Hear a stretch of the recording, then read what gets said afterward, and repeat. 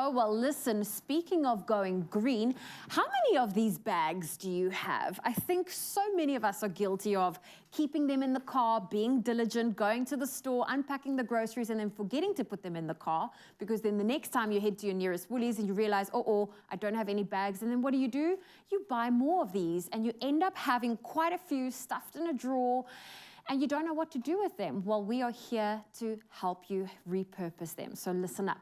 You're about to meet owner of Paradise Nursery, Asadullah Parker, who is going to show us how to create our own veggie garden using these Woolies material bags.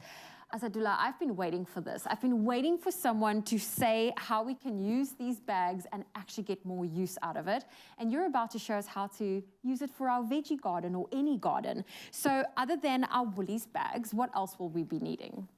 So you'll be needing the Woolies bags as well as a good quality potting soil. And obviously the plant that you'd like to transplant in.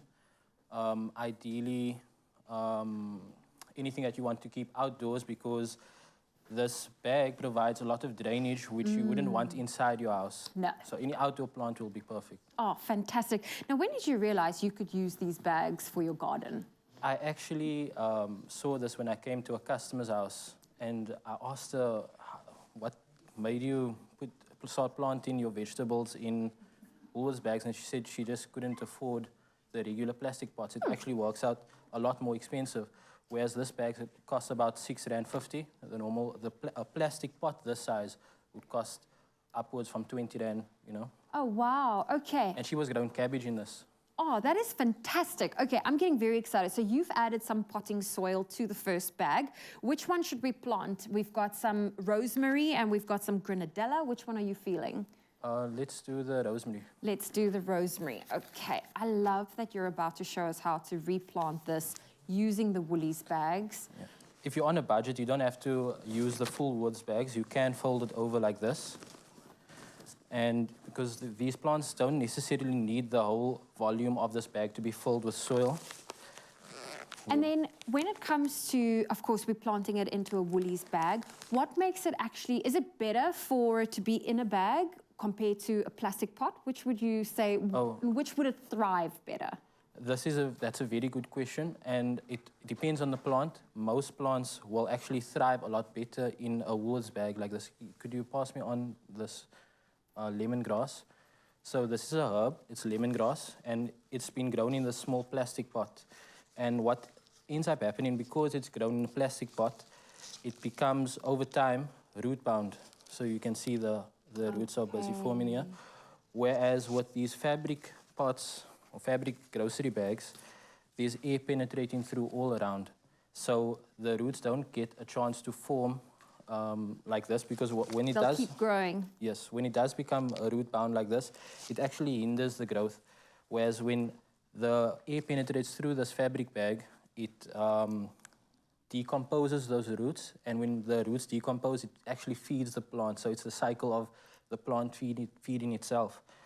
What's nice is that for newbie gardeners, we tend to overlove our plants sometimes and give it too much water. Too much water, which with these breathable fabric bags, you don't get that problem.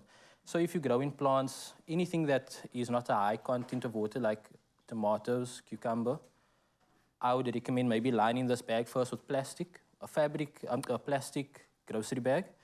Then that would work perfect for tomatoes, cucumber. To retain the water a little bit more. Yes, because they're very sensitive to them drying out. Okay. Where something like chilies or rosemary, perfect. Fantastic. Well, we are adding the rosemary. You simply remove the sleeve that it came from if you're buying it from a nursery. And then do you loosen up the roots? We'll see if it's root bound, which is not very root bound. Okay. If there was a ton of roots, then we'd have to do that. But as I can see now, it's not very bad, so that's fine. We'll make an indentation in the soil. Put the rosemary in. And then we'll backfill. I'm using my hands. I'm so used to. That's what you're comfortable with. Go for it. I brought a spade for you, though. Oh, thank you. I will help you. Yeah. I will get in there. So, and we'll finish this off. So once you get your soil all the way up to the line, the neck of the plant, then it's good to go. You give it a good watering in, and you're set. Amazing. Well, it is amazing having you here from Paradise Nursery. Abdullahi is here. He's not going anywhere. We've got more we want to show you when it comes to going green. And I love this little hack that you showed us. So thank you so much. So stay tuned to your Feel Good Breakfast show.